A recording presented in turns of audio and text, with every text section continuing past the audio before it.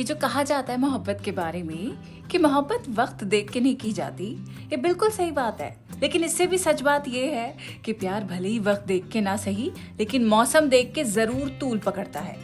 दिसंबर और फरवरी के आते ही सब आशिक एंड आर्टिस्ट बन जाते हैं। सर्दी पर एक एपिसोड भी तो बनाया था ना, उसमें ये समझाने की कोशिश की है कि क्या बात होती है इस मौसम में कि ब्लैक एंड व्हाइट जिंदगी में ईस्टमैन कलर्स खुल जाते हैं।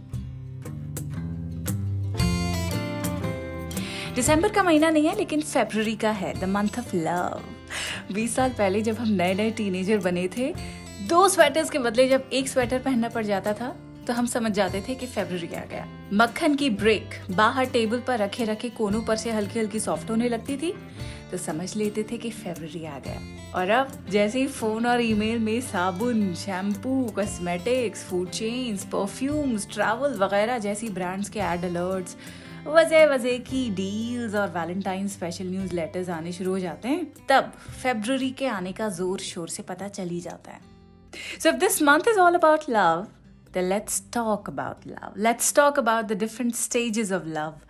But first, तोता मैना की म्यूजिक ऐसे मोमेंट्स के लिए तो बनाई गई है। वो तो मेरी ऑब्सेशन है कि मैं हर एपिसोड में इसे प्ले करती हूँ। कहाँ गई मेरी थीम म्यूजिक? हाँ,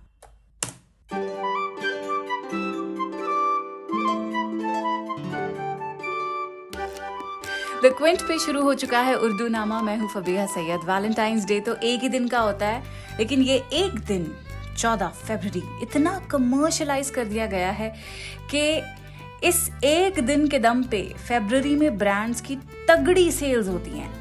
खैर, ये तो इस महीने का इकोनॉमिक एंगल हो गया, लेकिन लव को हम किस किस नए नए एंगल से देख सकते हैं, नए तो खैर नहीं पर हाँ मुख्तलिफ एंगल से देख सकते हैं, इसी पर हम इस महीने बात करेंगे। पिछले एपिसोड में हमने नजर पे बात की। जब एक दूसरे पे नजर पड़ती है मामला तभी तो आगे बढ़ता है ना। और जब नजर पड़ती है तो उसके साथ सिमल्टेनियसली एक और चीज हो रही होती है, और वो है अट्रैक्शन, आकर्षण, जिसे उर्दू में कहते हैं कशिश। तो लव की अट्रैक्शन वाली स्टेज पर आज का एपिसोड है what makes the beloved attractive to our shayar, the lover boy. इसी पे उर्दू शायरी के कुछ जेम्स आपके लिए क्यूरेट किए हैं। शुरुआत करेंगे बिस्मिल अजीम आबादी के शेर से, जिसमें पहली नजर में कशिश होने पर जो कैफियत होती है वो बयान की गई है।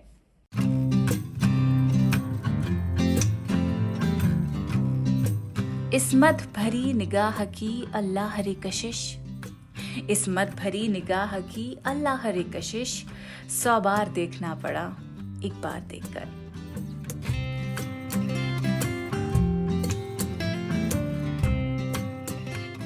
बस एक बार देखने की शर्त है, फिर कौन रुकता है?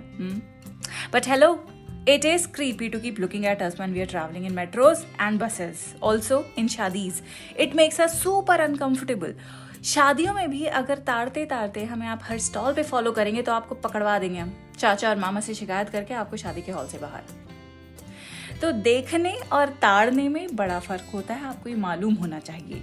यही बात वसीम बरेलवी अपने इस शेर में कितनी नरमी से कह रहे हैं, जो बात मैंने इतने भोंडे तरीके से कही है।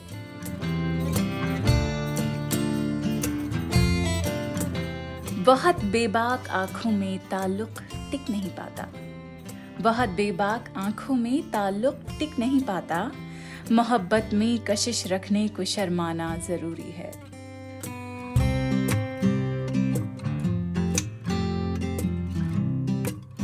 वसीम बरेलवी का एक और पुरकशिश शेर सुनिए आप। बिछड़ के मुझसे तुम अपनी कशिश न खो देना, उदास रहने से चेहरा खराब होता है। बताइए, ब्रेकअप के बाद भी ख्याल है महबूब का कि उसका चेहरा फिक्र और गम से खराब ना हो जाए। एक्चुअली गजल बड़ी प्यारी है, it's a commentary on love, पूरी पढ़ देती हूँ। कहाँ सवाब कहाँ क्या अजाब होता है, मोहब्बतों में कब इतना हिसाब होता है। बिछड़ के मुझसे तुम अपनी कशिश न खो देना, उदास रहने से चेहरा खराब होता है। उसे पता ही नहीं है कि प्यार की बाजी, जो हार जाए वही कामयाब होता है। जिसे मैं लिखता हूँ ऐसे कि खुद ही पढ़ पाऊं, किताब इज़ीस्त में ऐसा भी बाब होता है। बाब यानी चैप्टर। जिसे मैं लिखता हूँ ऐसे कि खुद ही पढ़ पाऊं, किताब इज़ीस्त यानी बुक ऑफ लाइफ में ऐसा भी चैप्टर होता है, ऐसा भी बाब होता है। बहुत भरोसा न कर लेना अपनी आंखों पर, दिखाई देता है जो कुछ वो ख्वाब होता है।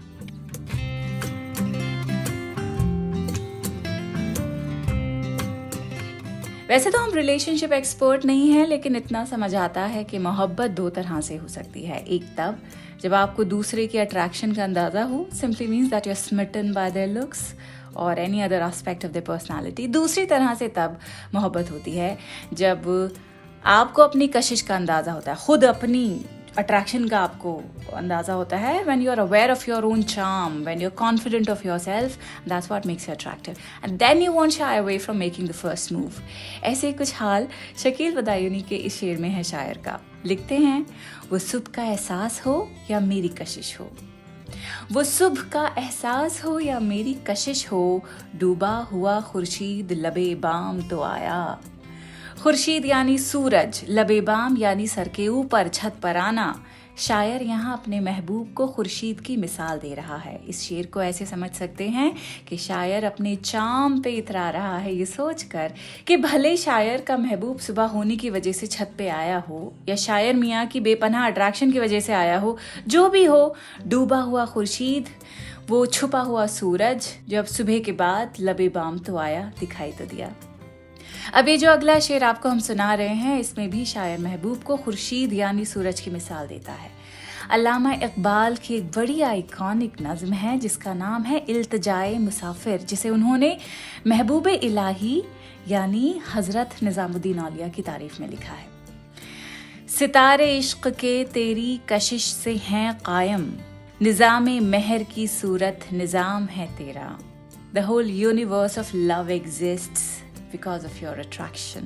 सितारे इश्क के तेरी कशिश से हैं कायम, निज़ामे महर की सूरत निज़ाम है तेरा। महर यानी खुर्शीद यानी कि सन, सूरज।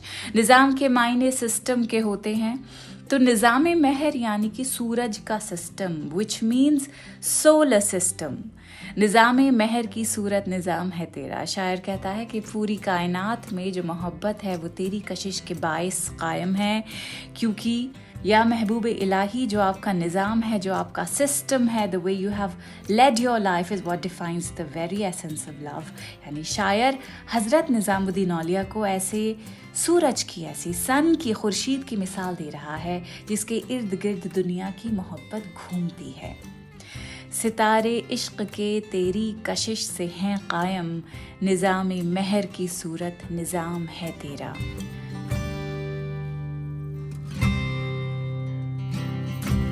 अब हमारा ये जो शायर है जिसकी अपने महबूब पे पहले तो नज़र पड़ी, अब उसे कशिश का एहसास हो रहा है, so the shayar is basically attracted to someone, और इस कशिश के बावजूद वो उदास भी रहता है कि या अल्लाह, अब मैं क्या करूं, ये दिल अटक गया है, और अगर ये मुझे ना मिल पाया, मेरा महबूब जिससे मुझे इतनी अट्रैक्शन हो रही है, तो क्या होगा मेरा।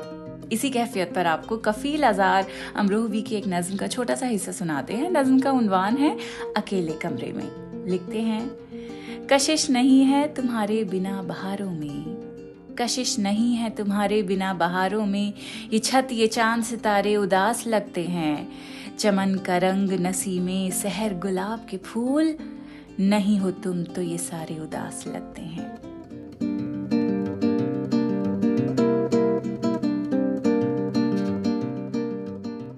किस कद्र की हिज्र है, सेपरेशन है, और बेचारे शायर की एंजाइटी आप देखिए।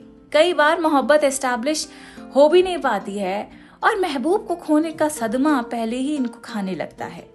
कतील शिफाई का एक ये शेर सुनिए आप। मुझ पे तवज्जो है सब आफात की, आफत सिंगुलर यानी ट्रेजेडी, आफात प्लूरल यानी ट्रेजेडीज। मुझ पे तवज्जो है सब आफात की, कोई कशिश तो है मेरी जात में। तवज्जो यानी अटेंशन। शायर कहता है सभी आफतें, सभी ट्रेजेडीज मुझे लेके बड़ी अटेंटिव हो जाती हैं, आके मुझे घेर लेती हैं, मुसीबतें गले पड़ जाती हैं, कोई कशिश तो है मेरी जात में, must be a god damn attractive person. लेकिन जब शायर हो साहिर लुधियानवी और जो अंग्रेजी के महान राइटर जेफरी चौसर को सीरियसली लेते हों, तो उनकी कहावत फेमिलियरिटी ब्रीड्स कॉन्टेम्प्ट अपने शेर में जरूर इस्तेमाल करते हैं। उसी की बात कर रहे हैं अपने शेर में। सारी कशिश के बारे में सेकंड थॉट्स तो आएंगे जब आप ये शेर सुनेंगे साहिर का। लिखते हैं, हर शय करीब आके कशिश अपनी खो गई, वो भी इलाज शौक गुरेजा न कर सके।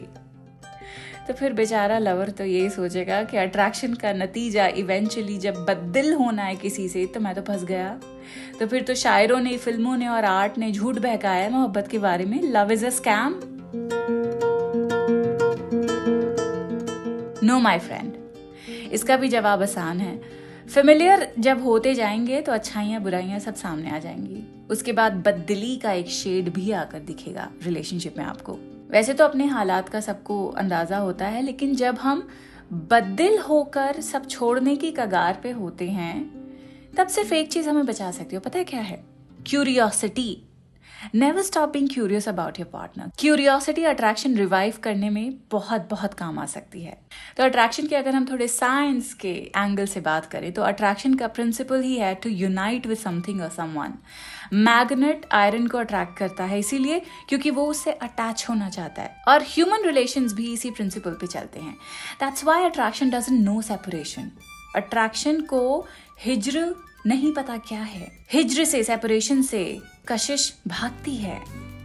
लव की अगली स्टेज है हिज्र यानी सेपरेशन, जो अट्रैक्शन हो जाने के बाद बर्दाश्त नहीं होती है, भले ही रिलेशनशिप एस्टैब्लिश हो चुका हो या नहीं। और लव की इस स्टेज पर है उर्दूनामा का अगला एपिसोड। उर्दूनामा के अगले एपिसोड में क्या होगा वो तो मैंने आपको बता दिया है, लेकिन द क्विंट का एक और बड़ा ही जबरदस्त पॉडकास्ट आजकल चल रहा है। हर एपिसोड में उसकी बात करती हूँ, आज भी करूंगी। अगर आपने नहीं सुना तो सुन लीजिए। इसका नाम है डू आई लाइक इट। इसमें क्या होता है कि फिल्मों का रिव्यू किया जाता है, और इस हफ्ते Amazon प्राइम की सीरीज फर्जी का रिव्यू आ रहा है।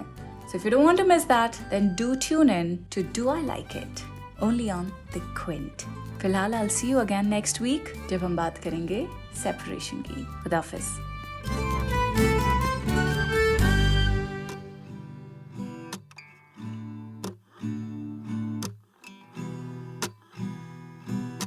आपकी कशिश सरफरोश है, आपका नशा यूं मदहोश है।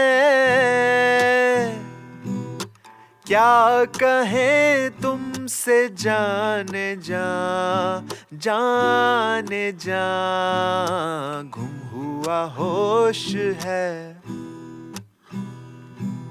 गुम हुआ होश है। तेरी अदाओं का जादू जो चल गया, दीवाना मैं हुआ, दिल मचल गया। हल्का धुआं उठा, मौसम बदल गया, रोशन हुआ समा, परवाना जल गया। अब मेरा जहां तेरी आगोश है, आपका नशा यूं मदहोश है। क्या कहें तुमसे जाने जा, गुम हुआ होश है,